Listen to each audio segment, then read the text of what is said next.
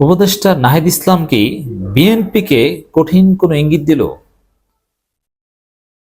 এবং বিএনপির লোকজন বলছে যে এরা জামাতি, অনেকে বলছে এরা জামাত শিবিরের পক্ষের লোক। বিষয়টা বিশ্লেষণ করা জরুরি। দর্শক,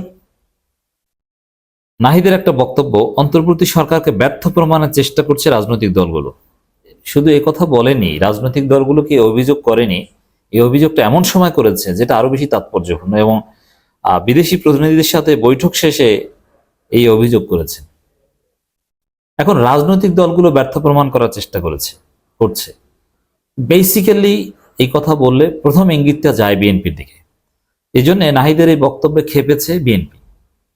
বিএনপি এমন প্রতিক্রিয়া জানিয়েছে, খুব সংক্ষিপ্ত, কিন্তু প্রতিক্রিয়া তাৎপর্য হচ্ছে নাহিদ ইসলামকে বিএনপি 111-এ কুশীলব মনে করে, এবং বিএনপিপন্থী বুদ্ধিজীবীদের একটা ব্যাখ্যা যে এই সরকারকে প্রকৃত অর্থে সমর্থন করে এখন জামাত।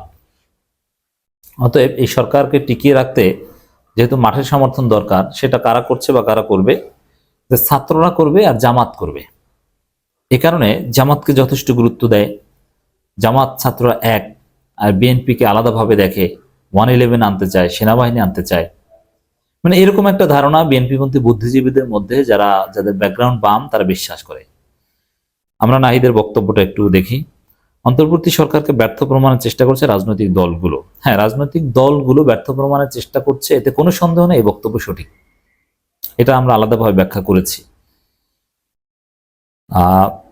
তবে সেই রাজনৈতিক দলগুলোর নেতৃত্বে অ্যাটলিস্ট বিএনপি এবং জামাতও যদি বিএনপির সাথে এখন একমত থাকে, রাজনৈতিক দলগুলোকে ব্যর্থ প্রমাণ করার চেষ্টা করে থাকে, সেটাও বিএনপি জামাতকে এই পথে এনেছে। কারণ প্রথম দিকে জামাত কিন্তু দ্রুত নির্বাচন চায়নি, ন্যূনতম সংস্কার, এসব কথা বলেনি, এখন বলছে। আগে বিএনপি বলেছে। এর পেছনেও বিএনপির অবদান বা বিএনপিকে দায়ী করা যায়। ডাক, টেলিযোগাযোগ, তথ্য প্রযুক্তি এবং তথ্য ও সম্প্রচার উপদেষ্টা মোহাম্মদ নাহিদ ইসলাম বলেছেন, গণঅভ্যুত্থানের পর নতুন রাজনৈতিক দল গঠিত হবে, জনগণের মধ্যে এমন প্রত্যাশা তৈরি হয়েছে। সে দল যদি সফল হয়, তাহলে বর্তমান রাজনৈতিক দলগুলো একটি চ্যালেঞ্জের মধ্যে পড়ে যাবে।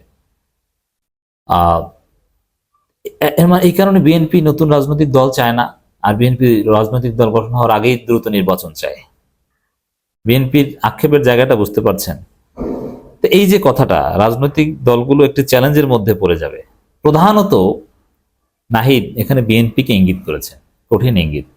বিএনপির খবর আছে, বিএনপির একচাটি আধিপত্য বাংলাদেশে থাকবে না, শিক্ষার্থীদের নতুন দল দাঁড়াবে, এবং ধারণা করা হচ্ছে সেই দলের প্রধান নাহিদ ইসলামই হতে পারেন।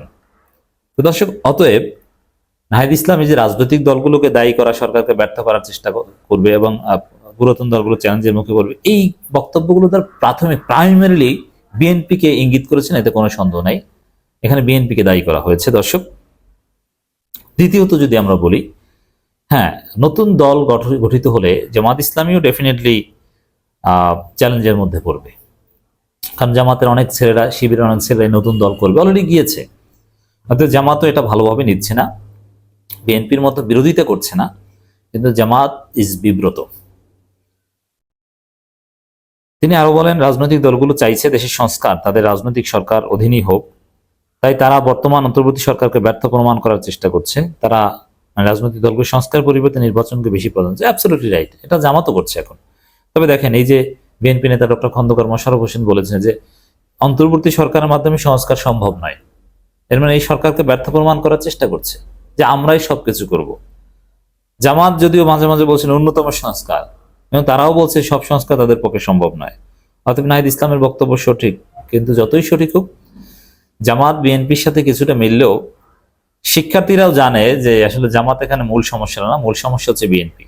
এই জন্য জামাতকে ইঙ্গিত করে, যেমন এই হাসনাত আবদুল্লাহ সরোয়ার্দী উদ্যানে যে বক্তব্য দিয়েছিল 10 ডিসেম্বর, সেখানেও বিএনপিকে ইঙ্গিত করে কথা বলেছে, জামাতকে ইঙ্গিত করে কথা বলেছে, কিন্তু মূল ক্ষোভটা বিএনপির বিরুদ্ধে।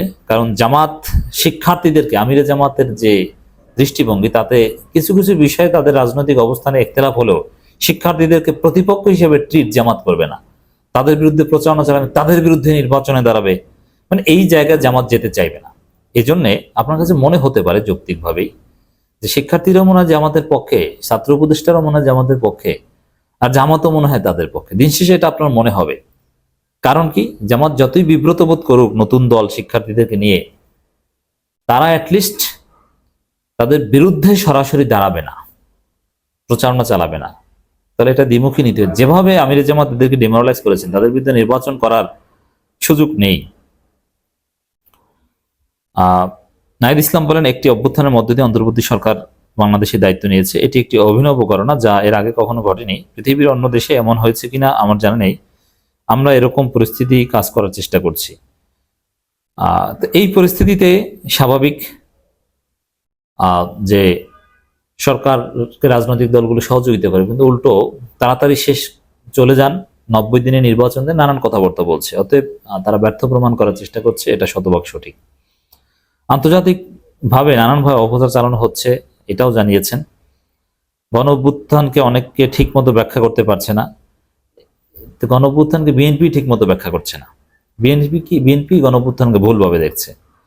কিভাবে এত অল্প সময় এত বড় এক স্বৈরশাসককে পতন হলো তাও মানুষ বুঝতে পারছে না। ফলে দেশের ভেতরে বাইরে নানা রকম ষড়যন্ত্র হচ্ছে, সংখ্যালঘু নির্যাতন নিয়ে অপপ্রচার চালানো হচ্ছে। আন্দোলনটা যে গণতান্ত্রিক অভ্যুত্থান তা অনেকেই অস্বীকার করার চেষ্টা করছে। যেহেতু এটাকে গণ অভ্যুত্থান বলি এবং বিপ্লব বলি, এটা আমাদেরকে বলতে হবে।